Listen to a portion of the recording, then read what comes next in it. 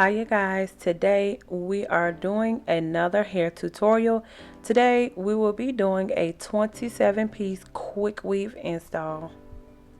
This tutorial I will be using our tray Indian Tyra 123. When you take the hair out of the box, it will have 3 bundles in the inches 1, 2, and 3 inch. That's what it stands for anytime you're buying 27-piece hair. I am going to prep the 1 inch hair out of the 3 bundles. If you have been following me for a while, you know that I like to flat iron my tracks prior to installing on my clients. This helps to make sure that the quick weave is flat and it takes out a lot of the work, and you can space your tracks out enough so that you don't have to have that thick bulky look. Now I'm going to begin laying down my tracks. She is already molded, and if you want to see how I mold my clients, I will link the information in the description box of how I do my entire process of molding down my clients. So now I'm going to begin laying down that first track. I do go a little bit underneath the hairline, and I do this so that you don't have to worry about the track flipping up as time go by. A lot of people be asking me about why I put it down low like this. You won't get that traditional look. Y'all know how it used to look when the tracks flip up in the back on a 27 piece. This is going to alleviate that issue. Whenever you're laying down your tracks, you want to make sure that you do not lay those tracks very close together. Whenever they are too close, you will get that bulky look. If you want your quick weave to lay flat, you have to make sure that you leave enough space in between. And even if whenever you get to the shaving down process, if you have enough space in between the tracks and you so happen to put a gap in there with your razor, you have room to stick another track in between it. But whenever you stretch your tracks in the beginning, this is going to help you get that natural look, and so that you don't have to worry about having so many tracks in your client's head. Now that I'm done tracking the back, for my sideburns I like to start low, because sometimes whenever you go too high, you tend to get some of their natural hair down in the sideburns. So what I like to do is cut a tiny piece, and I don't space them too close together, because whenever you get ready to wave this side, or if your client choose to wave the sides, you don't want that hair to be too thick. Then the hair is too thick for you to wave. Then you have to go in and do all of this extra work. So just to eliminate that issue, just do not place those tracks too close together whenever you're doing the sideburns.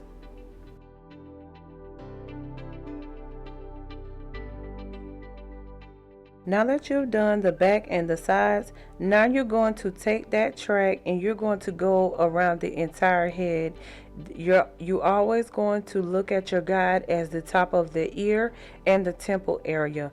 And also make sure those tracks are facing towards the face. This is going to help make sure that you don't have any gaps whenever you're going in to wave the sides.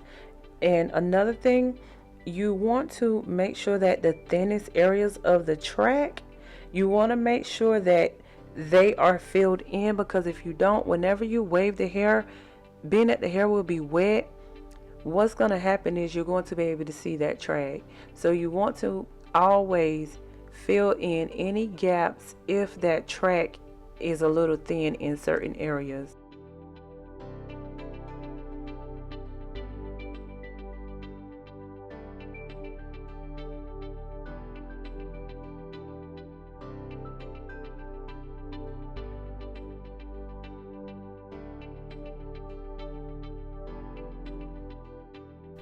When you start your second length, this is where you're going to go ahead and identify where you're going to place that lace closure.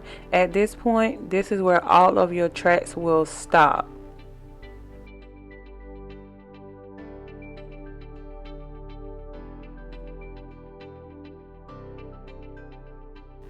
If you notice, every time that I lay down another row of tracks, I always go to that guide where my closure will lay in the back.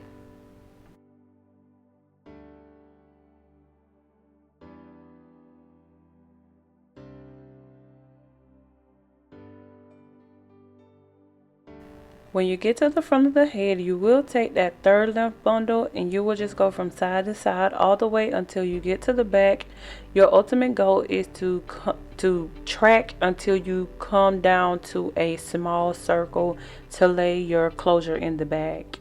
And this is another view as well, so that you guys can see how I'm going in a U motion when I'm laying down my tracks.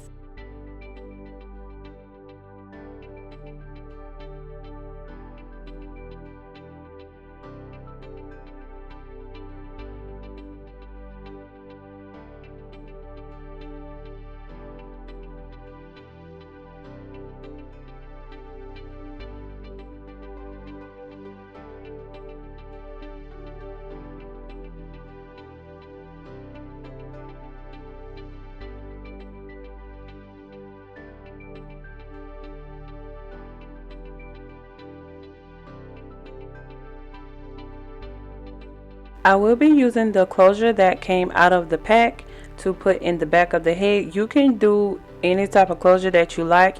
Even sometimes when I do my lace, I like to use a piece of lace to give it a more realistic look, but for this look I'm only going to use the closure out of the pack. Also, some people like to do their closures on their own. You can make them how you want to. There's really no right or wrong way. The only thing that matters is that you have a flawless look whenever your client is done. Now I'm going to begin shaving down the back of her hair all the way around, and I am using a razor comb with a single blade, and I do have the guard off of my razor, as you can see, and I do apologize, this angle is really awkward, but you can see me do a lot of this razor cutting in all of my other videos of my 27-piece styles. But all you're going to do is use a light hand to do this, because you don't want to gash any spots in the weave where you could possibly expose your tracks. But like I said in the beginning, if you don't lay those tracks too close together, you can always go in and add more if you so happen to mess up.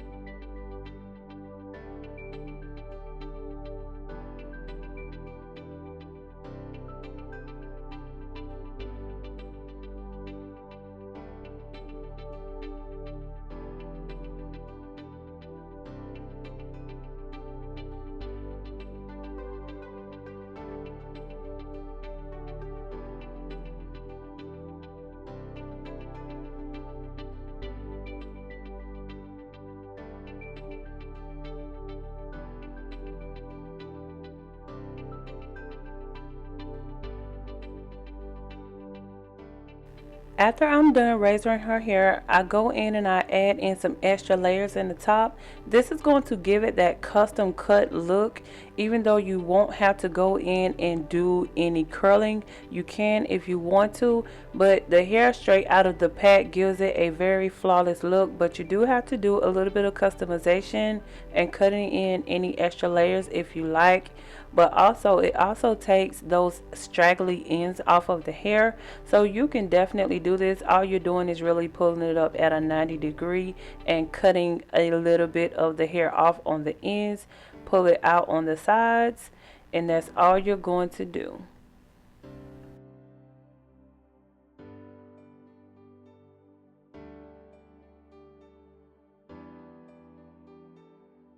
After you are done laying down all of your tracks, please make sure that you go in and remove any extra strings that are left in the hair.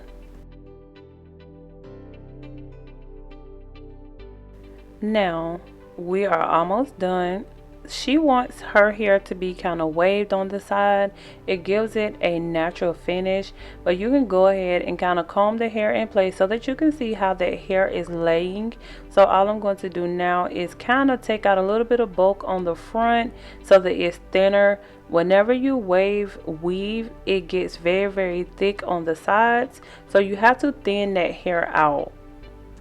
Right now, I'm going to go in and give her a taper. I am using my peanut trimmers by Wall, and you can get these out of Sally's Beauty or either any beauty supply store. They are very, very reasonable in pricing. Lately, I've been using these, but y'all know my all-time favorite is my Andes Tea Outliners. Make sure that you are careful around your client's ear. You don't want to cut them with your trimmers, so pull that client ear back and then try to cut around it.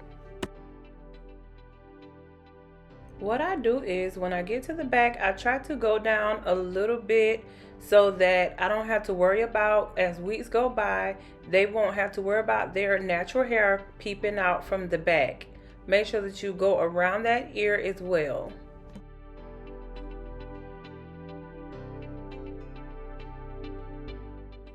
Now I'm going to go in with my Aunt Jackie's foam wrap lotion, and if you have never used this before, if you've been following my channel for a while now, y'all know I love this product.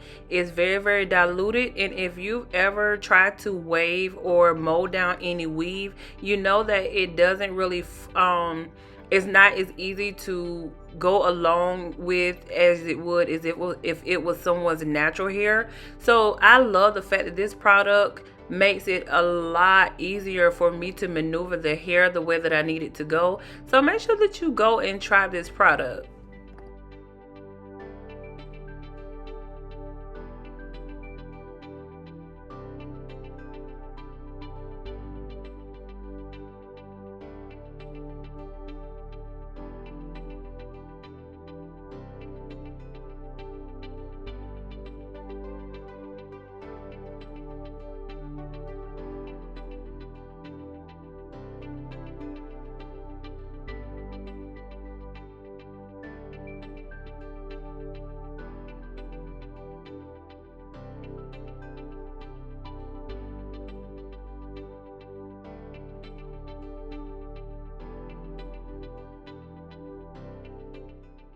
Now that my client is from underneath the dryer, I'm going to remove the black wrapping paper from around her head, and I did use that to hold the hair in place. So now I'm going to use my Diamonds Oil Sheen by Design Essentials to loosen up the hair, but you can use any type of serum, but I like this sheen spray because it's lightweight. As you can see with the foam wrap lotion, it molded down very, very nicely. There's no residue behind. It didn't turn white. There's nothing left behind. What I'm going to do right here is thin out those sideburns. It was a little thick, so I took my razor blade, and be very, very careful when you do this. So right here, I'm going to go in with my thinning shears, and the shears that I'm using is a part of my signature set. So if you want to purchase a pair, they are for sale. I'm running a special for $150 for a set, and they are custom and they fit very, very nicely in your hands. They're not too heavy and they're custom designed.